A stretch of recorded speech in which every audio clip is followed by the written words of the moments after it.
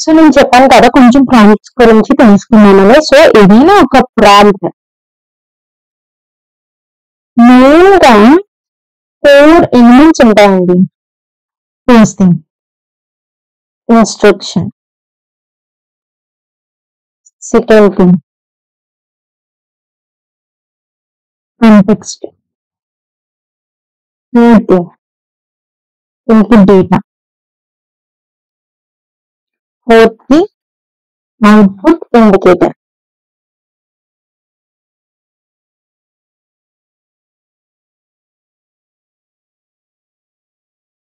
Instruction అంటే ఏంటి? Either అది సమరైజ్ చేయాలా, లేదు అంటే మళ్ళీ మన ఎడిషన్ చేయాలా, anything any instruction wanted to give.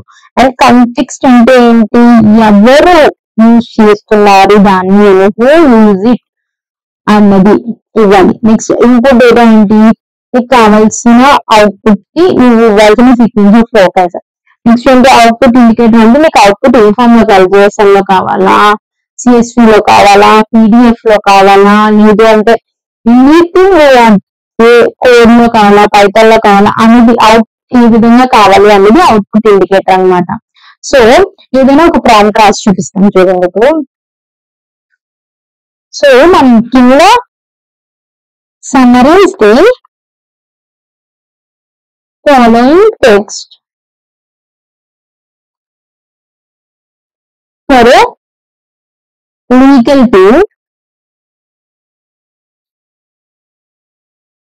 and output the response in pointers.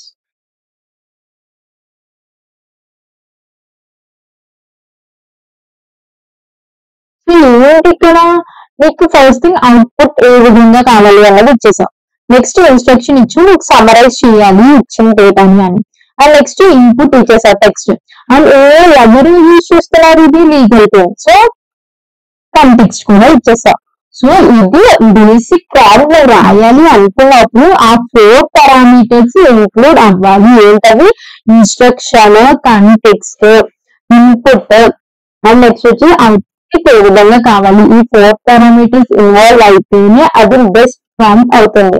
So prompt అన్నది ఎప్పుడు తక్కువ టోకెన్స్ తో అయ్యేటట్టు చూడాలి. Tokens has to be less. ఎందుకంటే మనకి ప్రైజింగ్ అన్నది టోకెన్స్ బట్టి ఉంటది. సో ప్రాంప్ట్ ఇంజనీరింగ్ కి ఎందుకు అంత డిమాండ్ అంటే ప్రాంప్ట్ ఎవరైనా రాస్తారు కానీ తక్కువ టోకెన్స్, సీక్వెన్స్ ఆఫ్ టోకెన్స్ అనేవి లెస్ ఉండాలి. బట్ మనకి అవుట్పుట్ అనేది డిజైర్డ్ అవుట్పుట్ వాల్యూ అన్నది హైగా ఉండాలి. అంటే రిక్వైర్డ్ డిజైర్డ్ అవుట్పుట్ ఖచ్చితంగా మనకి రావాలి యూజ్ చేసిన టోకెన్స్ తో. సో అందుకే ప్రాంప్ట్ ఇంజనీరింగ్ కి అంత హై వాల్యూ ఉంది అన్నమాట. So next prompt engineering techniques గురించి మాట్లాడుకుందాం. ప్రాంప్ట్ ఇంజనీరింగ్ యొక్క టెక్నిక్స్ వీటిలో వస్తే first thing zero shot prompt.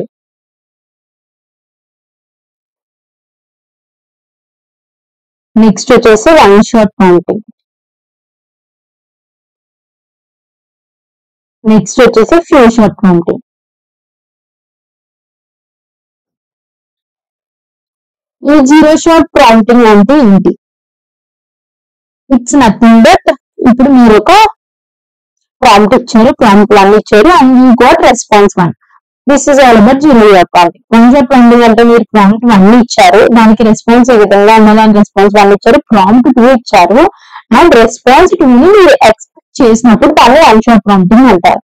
2 shot prompting అంటే ప్రాంప్ట్ 1 లో రెస్పాన్స్ 1 ఇచ్చేస్తారా, లైక్ ప్రాంప్ట్ 2 రెస్పాన్స్ 2 ఇచ్చేస్తారా, anything you want. And something prompt X ఇచ్చినప్పుడు రెస్పాన్స్ X ఈ విధంగా రావాలి అని ఎక్స్పెక్ట్ అన్నమాట. సో షార్ట్ 1 షార్ట్ అంటే ఏంటి? మీరు ఇచ్చిన ఇన్పుట్ అనేది మల్టిపుల్ టైమ్స్ మీరు ఇచ్చినప్పుడు అవుట్పుట్ మీరు అనుకునే విధంగా సక్సెస్ఫుల్ గా వచ్చినప్పుడు, లైక్ మీరు ఇన్పుట్ రెస్పాన్స్ ఇస్తారు కదా, ఇన్పుట్ మల్టిపుల్ టైమ్స్ ఇచ్చినప్పుడు got same output. Like input ఎన్నిసార్లు మల్టిపుల్ టైమ్స్ ఇచ్చిన అవుట్ అన్నది సేమ్ వచ్చినప్పుడు దాన్ని సక్సెస్ఫుల్ గా షార్ట్ అని మనం అంటాం అనమాట. షార్ట్ సక్సెస్ఫుల్ అంటాం. షార్ట్ ప్రాంప్టింగ్ టెక్నిక్స్ అన్నది మనకి మ్యాథమెటికల్ గా రీజనింగ్ కాన్సెప్ట్స్ కి వర్క్అవుట్ అవ్వదు.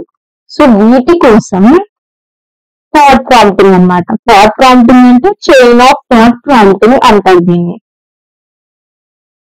Bullet right. సో వీటి కోసం మనం థాట్ ప్రాంప్టింగ్ వాడతాం. సో ఈ థాట్ ప్రాంప్టింగ్ అంటే ఏంటి? చైన్ ఆఫ్ థాట్ అన్నమాట.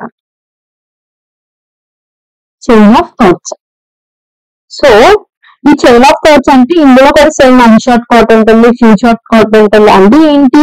ఇది క్వశ్చన్, ఆన్సర్ అండ్ లాజిక్ ఇచ్చేస్తాము.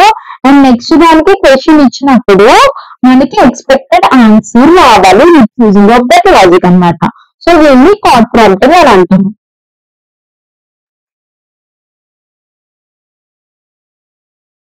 నెక్స్ట్ వచ్చేసి out of beat learning. Next వచ్చేసి అవుట్ ఆఫ్ బీట్ లెర్నింగ్.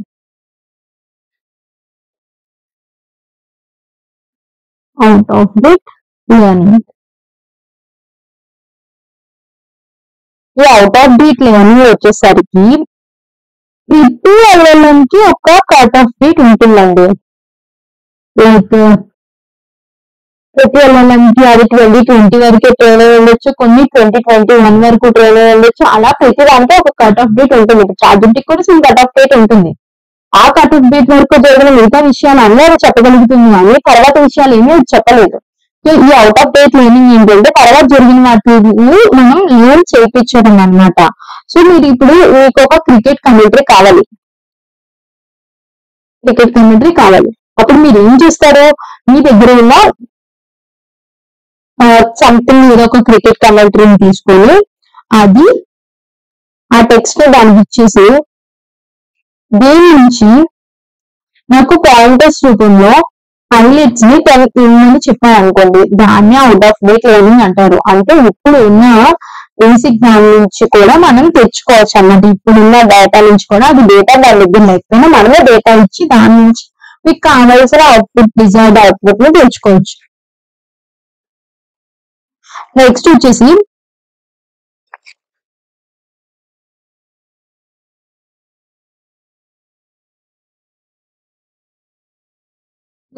ఇంకో టెక్నిక్ గురించి మీకు చెప్పాలండి. రోల్ ప్లే టెక్నిక్ అంటారు దాన్ని. లైక్ రోల్ ప్లే టెక్నిక్ అంటారు దాన్ని. సో ఈ రోల్ ప్లే టెక్నిక్ అంటే ఏంటి? ఫస్ట్ ఉంది రోల్ అసైన్మెంట్. రోల్ గురించి వాటికి చెప్పాలి. అంటే మీరు స్టూడెంటా, ప్రొఫెసరా, ఏంటి అనేది దానికి చెప్పాలి. నెక్స్ట్ వచ్చేసి క్వశ్చన్, వాట్ ఈస్ గ్రావిటీ అని అడిగారు అనుకోండి, నెక్స్ట్ అవుట్పుట్ యొక్క ఇన్స్ట్రక్షన్ మీరు ఇవ్వచ్చు. అంటే మీకు ఏ విధంగా ఎక్స్ప్లెనేషన్ కావాలి అన్నది అవుట్పుట్ ఇన్స్ట్రక్షన్ లో ఇస్తారు. దీన్నే రోల్ ప్లే టెక్నిక్ అంటారా? అంటే ఏంటి?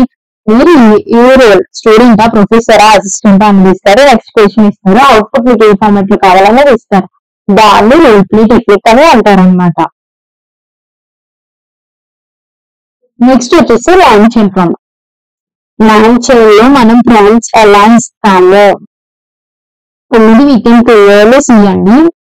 ఇప్పుడు మనకి ఏమైనా ఇప్పుడు ఒక ప్రాంప్ట్ ఇచ్చాము, అదే ప్రాంప్ట్ మనం నెక్స్ట్ టైం యూజ్ చేసుకోవాలి అనుకోండి, మళ్ళీ అదే ప్రాంప్ట్ ని రాస్తారు 10 సార్లు. సో మీకు ఇది సేమే, and some variables are different. ఆ వేరియబుల్స్ కోసం అంటే ఇప్పుడు మీకు నేను కోడ్ చేస్తూ చూపిస్తే అర్థమవుతుంది డేటా అంతవరకు. ఆ వేరియబుల్స్ ని మనం ఫ్లవర్ బ్రాకెట్స్ లో డిఫైన్ చేస్తాం అనమాట. సో నెక్స్ట్ టైం కాల్ చేసినప్పుడు వేరియబుల్స్ ద్వారా కాల్ చేయొచ్చు. ఇది మీకు కోడ్ రాసి చూపిస్తాను, wait. So guys, now let's LangChain prompts ఎలా వాడాలి అనేది చూద్దాము. ఫస్ట్ ఇంపోర్ట్ చేసుకోండి కాబట్టి from LangChain prompts import